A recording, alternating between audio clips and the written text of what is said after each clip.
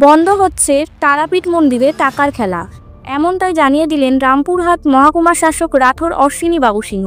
আগের নিয়মেই চলবে তারাপীঠ মন্দিরের পুজো, কোনো বিশৃঙ্খলা নয়, কোনো টাকার খেলাও নয়।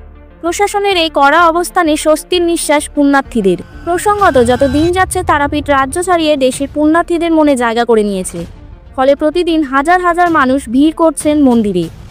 অভিযোগ, মানুষের উপচে পড়া ভিড় দেখে এক শ্রেণীর সেবায়িতরা মোটা অঙ্কের টাকা নিয়ে মা তারার দর্শন এবং পুজো করাচ্ছেন। অন্যদিকে ঘন্টার পর ঘন্টা লাইন দিয়ে দাঁড়িয়ে থাকতে হচ্ছে সাধারণ যাত্রীদের। এতে প্রতিদিনই তৈরি হচ্ছিল বিশৃঙ্খলা ও ধাক্কাধাক্কি। অনেক সময় পুণ্যার্থীদের মারধরের অভিযোগও জমা পড়ছে প্রশাসনের কাছে। অব্যবস্থা দূর করতে পূর্বতন জেলা শাসক বিধান রায় চলতি বছরের 16 জানুয়ারি থেকে কিছু নিয়মকানুন বেঁধে দেন। সেই নিয়মে প্রথম 1 ঘন্টা সাধারণ লাইনের পুণ্যার্থীরা প্রবেশের সুযোগ পাবেন।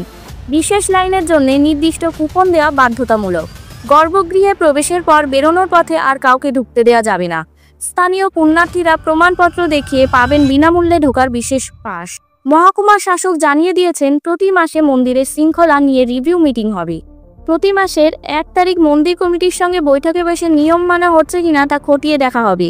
পুণ্যার্থীদের অভিযোগ, তারাপীঠের নিয়ম তৈরি করা হয় কিন্তু সেটা মানা হয় না। এর আগেও মন্দিরের গর্ভগৃহে পুজো বন্ধ করে দেওয়া হয়েছিল। কয়েক মাস সেই নিয়ম পালন হলেও সেবায়িতরা সেই নিয়ম ভঙ্গ করেন। এখন দেখার নতুন মহকুমা শাসক কতদিন নিয়মের বন্ধনে রাখতে পারছেন তারাপীঠ মন্দিরকে।